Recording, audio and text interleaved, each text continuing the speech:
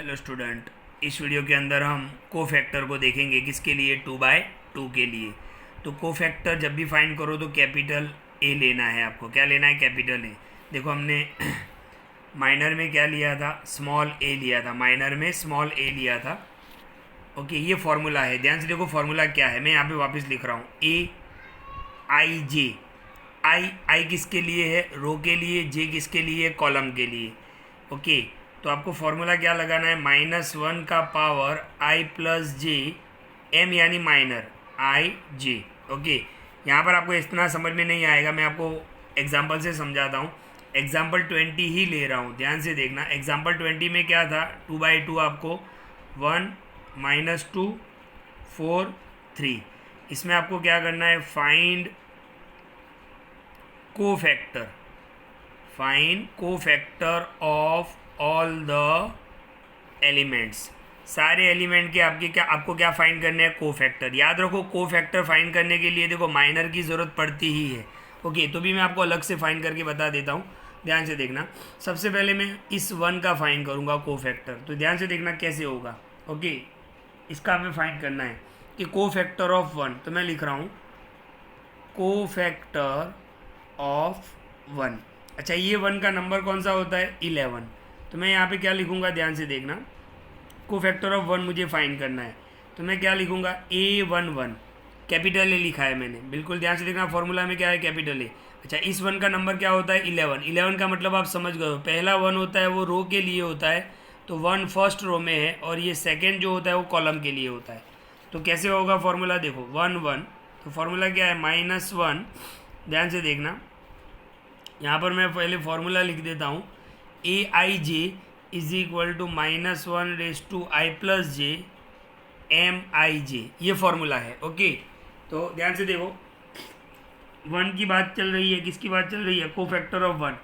तो ये जो आई है, आप देख सकते हो, ये जो आई है उसकी जगह पर 1, क्योंकि वो फर्स्ट रो में है। जे यानी फर्स्ट कॉलम, तो -1 i+j, आई भी 1 जे भी 1, यानी 1 + 1। और इसका माइनर क्या होगा? तो 1 जिस रो में है वो रो कैंसिल, जिस कॉलम में है वो कॉलम कैंसिल, यानी 3। ओके, तो ध्यान से देखना, -1 1 + 1 कितना हो जाएगा? 2 इंटू 3। -1 का स्क्वायर 1 इंटू 3, तो 1 3 ज़ा 3, तो A11 ये हो गया आपका कोफैक्टर। नहीं समझ में आया? सेकेंड स्टेप में देखते हैं, ध्यान से देखो। देखो हमें -2 का फाइंड करना है। ओके, तो मैं यहाँ पर ही बता देता हूँ, ध्यान से देखो। Cofactor of -2। अच्छा, -2 का नंबर कौन सा होता है? 12। तो हम फाइंड, देखो फॉर्मूला लिख लेता हूँ मैं पहले। ए i j is equal to -1 का पावर i+j और एम आई जे, एम यानी माइनर। तो ध्यान से देखो, -2 का हमें फाइंड करना है, तो -2 का नंबर कौन सा है? 12, यानी फर्स्ट रो में है, सेकेंड कॉलम में है। ओके, तो i का वैल्यू 1, j का वैल्यू 2। तो यहाँ पे देखो -1 i+j यानी 1 + 2, और माइनर इसका क्या होगा? -2 का माइनर क्या होगा? -2 जिस रो में है वो रो कैंसिल, जिस कॉलम में वो कॉलम कैंसिल, तो क्या आंसर रहेगा? 4। तो ध्यान से देखो कितना होगा? -1 1 + 2 कितना हो जाएगा? 3। -1 का क्यूब क्या रहेगा? -1 इंटू 4, तो कितना हो जाएगा? -4 हो जाएगा। ओके, तो कोफैक्टर का ये फॉर्मूला है। अभी भी मैं आपको आगे फाइंड करके बता रहा हूँ, ध्यान से देखो। अब हम इस 4 का कोफैक्टर फाइंड करते हैं। मैं आपको एक एक्स्ट्रा पेज पे बताऊं, ध्यान से देखना। इस 4 का आपको कोफैक्टर फाइंड करना है, ध्यान से देखो बिल्कुल। ओके, तो यहाँ पर लिखा मैंने कोफैक्टर ऑफ 4। फॉर्मूला क्या है? ए i j is equal to -1। Okay, एक बार प्रैक्टिस हो जाएगी फिर ये फॉर्मूला आपको लिखने की ज़रूरत नहीं पड़ेगी। ओके, अच्छा, 4 का नंबर कौन सा होता है? 21। ओके, क्योंकि सेकेंड रो में है, फर्स्ट कॉलम में है, तो सेकेंड रो यानी 2, ये 21 लिख दिया। यहाँ पर भी 21, मतलब 2 + 1। अब 4 का माइनर क्या होगा? 4 जिस रो में है वो रो कैंसिल, जिस कॉलम में है वो कॉलम कैंसिल, यानी -2।